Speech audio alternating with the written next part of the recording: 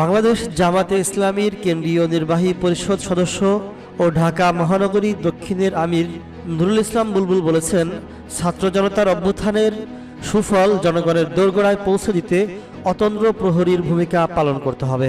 বুধবার 14 আগস্ট বাংলাদেশ জামাতে ইসলামী ঢাকা মহানগরী দক্ষিণের থানা ও পেশাজীবী বিভাগীয় দায়িত্বশীল সমাবেশে সভাপতির বক্তব্যে তিনি একথা বলেন। তিনি বলেন, ক্ষমতার মোহ স্বৈরাচারী শেখ হাসিনা ও তার প্রশাসনকে অন্ধ করে দিয়েছিল। আওয়ামী সরকার বুঝে গিয়েছিল এদেশে তাদের আর স্বাভাবিক রাজনীতি করার কোনো সুযোগ নেই। তাই ছাত্রলীগ, যুবলীগ সহ সকল সন্ত্রাসী গোষ্ঠীকে মাঠে নামিয়ে তারা দেশের ত্রাসের রাজত্ব কায়েম করেছিল। তারা রাষ্ট্র শক্তিকে ব্যবহার করে জনগণের নিরাপত্তার পরিবর্তে গণহত্যা চালিয়ে এক বিভীষিকাময় পরিস্থিতির সৃষ্টি করেছিল।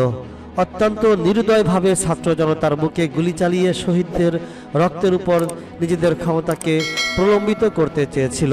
এমনকি পতন হওয়ার আগের দিনও এই ফ্যাসিস্ট শেখ হাসিনার নির্দেশে বাংলাদেশে শতাধিক মানুষ নির্মমভাবে হত্যা করা হয়েছে।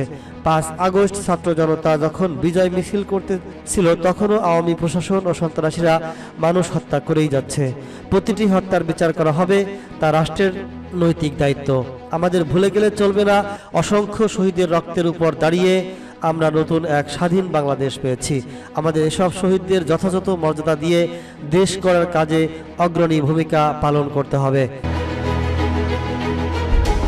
কেন্দ্রীয় কর্মপরিষদ সদস্য ও ঢাকা মহানগরীর দক্ষিণের সেক্রেটারি ডাক্তার শফিকুল ইসলাম মাসুদ সঞ্চালনায় সমাবেশে আরও উপস্থিত ছিলেন কেন্দ্রীয় মজলিসের শূরা সদস্য ও ঢাকা মহানগরী দক্ষিণের নায়েবে আমির যথাক্রমে আব্দুস সবুর ফকির ও অ্যাডভোকেট হিলাল উদ্দিন, কেন্দ্রীয় মজলিসের শূরা সদস্য ও ঢাকা মহানগরী দক্ষিণের সহকারী সেক্রেটারি যথাক্রমে দেলোয়ার হোসেন, মোহাম্মদ কামাল হোসাইন ও ডক্টর আবদুল্লাহ মান্নান।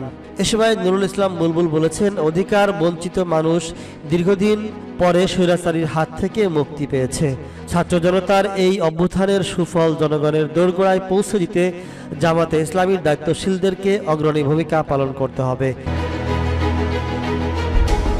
বাকশালের প্রেতাত্মারা ছাত্র জনতার এই অভ্যুত্থানকে নস্যাৎ করতে বিভিন্ন বাসাবাড়ি, সরকারি স্থাপনায় হামলা, লুটপাট ও অগ্নিসংযোগ করে অন্যের ঘাড়ে দোষ চাপানোর চেষ্টা করেছে।